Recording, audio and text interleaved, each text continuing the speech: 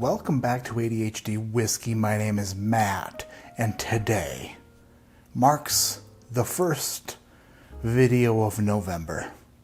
That means fall is upon us. That means that all the great releases that are going to be released this fall should be released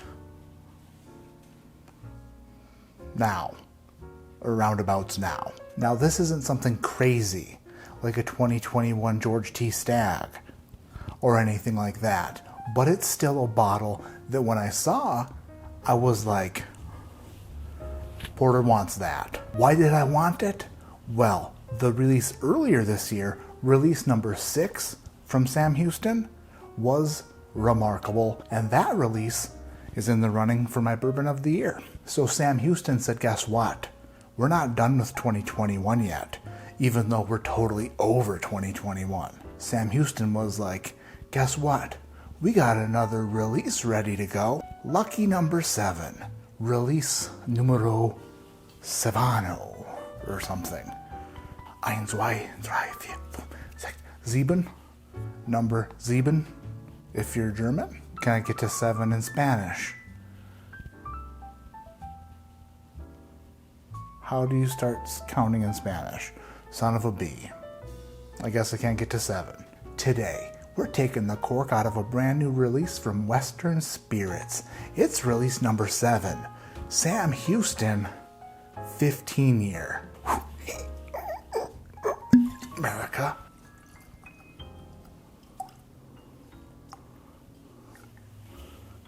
This Sam Houston is available in the following states. Off the top of my head. Michigan, North Carolina, Ohio, Pennsylvania. Oregon. Utah, Kentucky, Virginia, Nebraska, Texas, where my exes live, Tennessee, California, Colorado, New York, Maryland, D.C., Florida, Georgia, Illinois, Indiana, Missouri, Alabama, Mississippi, Louisiana, South Carolina, Massachusetts, Arkansas, Kansas, Arizona, Oklahoma, Idaho, Montana. And that's it. If you live in one of those states, then there might be a Sam Houston 15 waiting for you to consume. Colorado batch number 3. This is bottle number 15 of 498, which is a 3-barrel sized son of a batch. And at the time of bottling, these barrels were 15 years and 6 months old. So we could just round it up to 16 years if we're into rounding, kind of like me and my diet. Mash bill on this Kentucky straight bourbon. 74 corn, 18 rye, 8 malted barley, or where we come from, we like to call it something that rhymes with fartin'. Barton. The 14-year Sam Houston last year, amazing. The 15-year Sam Houston this year, release number 6, amazing. So we'll see how release number 7 does. Word of caution. How many states did I just name? A bunch. And each of those states has 1 or more batches available. All those batches are made up of their own barrels, so every batch is going to be different. I purchased this from a store, randomly off a shelf, and it's Colorado batch number 3. Did they put tremendous barrels into this batch? Or did they slack and gonna make me one angry biznatch? I don't know. But we're about to find out. Oh.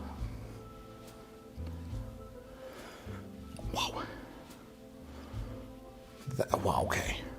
You might want to exit this video and reopen in an incognito tab because this might get dirty. It smells good. Citrusy oak. Sweet citrusy oak. Orange oil and vanilla and brown sugar soaked into a charred oak for roughly 15 years and 6 months, give or take. A very nice, sweet oak, lovely nose.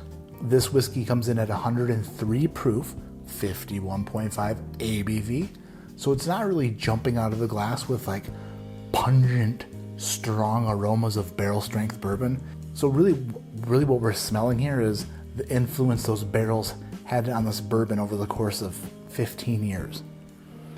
And it's lovely. Yeah, like a pumpkin pie crust. Yeah, a little bit of pumpkin pie crust on here. But now that I say that, I'm starting to get a little bit of cinnamon, and like apple pie is starting to come off of it a little bit. I'm very happy with the nose. It's a familiar nose, and it's a familiar nose that I really enjoy. So let's just say, pre-diving into the taste of this, I'm very happy. And you can tell by the smile on my fat little face. Down the hatch.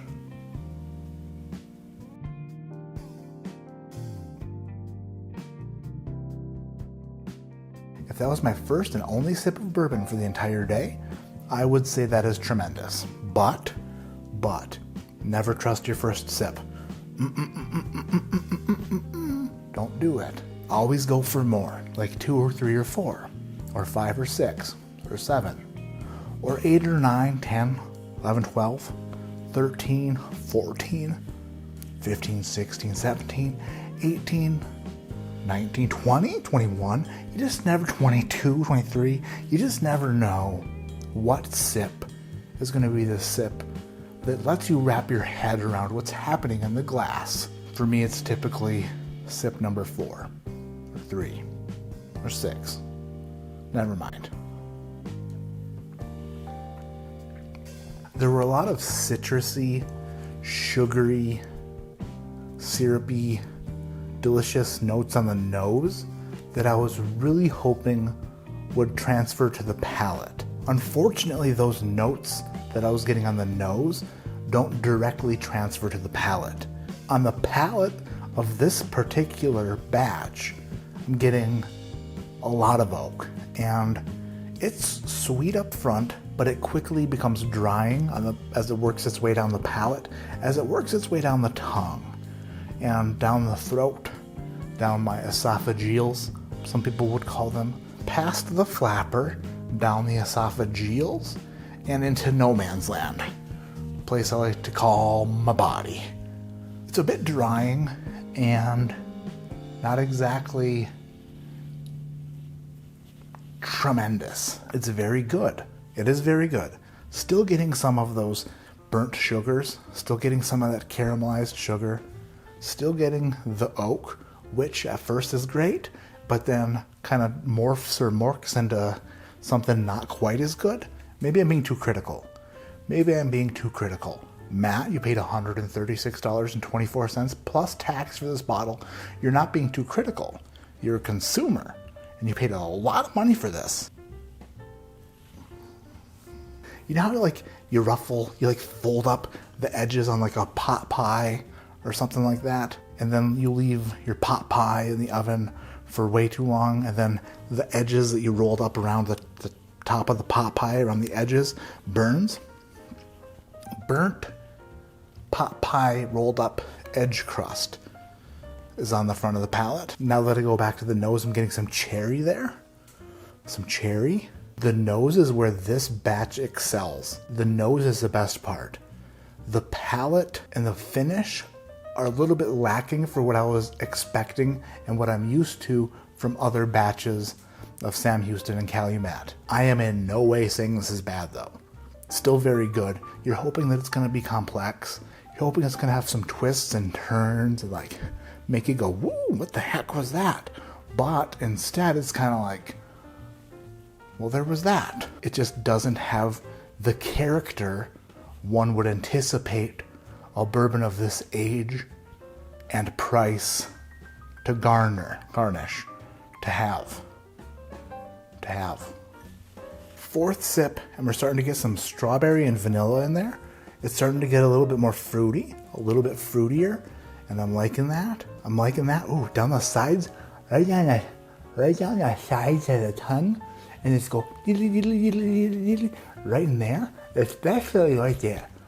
The side of the tongue on your left side is like a strawberry, a creamy strawberry vibration of love and strawberry. It's starting to get a little bit more complex as I sip on it. I'm a sucker for aged bourbon. 15-year-old bourbon, throw it at me, sister, because I love aged bourbon. And although this batch doesn't live up to the Kentucky batch I got from Release 6 earlier this year, it's still really good. It's developing as I drink it. Is it a bit drying? Yeah. But it's an old ass bourbon. And old ass bourbons, like other things that get old, get dry. Like old people. Okay. Alright. I need to admit this. Pour myself a tinge more. The more I sip it, the more I'm really liking it. Please remember, I'm scoring this batch only. Colorado 3 is the batch that I'm reviewing tonight. So, batches will differ. Although I don't think I like this one as much as the Kentucky batch I got earlier this year, like I've said 1,000 times before, this is still a great bourbon. It's 15 years old, it's 103 proof. It does it for me, even though it doesn't do everything for me. So, what I'm going to do is give this what Dave Portnoy would call a rookie score, because it's going to be an even number, and I'm going to say that it's an 8.0. It's about as very good as you can get without being like, this is great. I'll do another video where I blind this Sam Houston 15 I have versus the Kentucky batch from earlier this year and the Calumet 15, just to see where this lies. But I think I do know where it lies, but that just might be my lies lying to you, because I'm not 100% sure that I do. As far as the price is concerned, it's very expensive. The 8.0 was only my grade for the whiskey itself. It doesn't take into account the price or the availability. My name is Matt, this is ADHD Whiskey, and like I always say, keep your head in the clouds, but your mind on wearing shirts that are brown and long-sleeved. Because the new season of Dexter is coming out in like the beginning of this month, the beginning of November 2021. I know this doesn't age well. I know this thought process doesn't age well, but if you're living in the now, right now, the new season of Dexter is about to start in 2021. Dexter. So you just dress like Dexter. You just gotta dress like Dexter dresses. I look like Dexter ate Dexter and all of his victims. A large human being. A large American, they like to call us.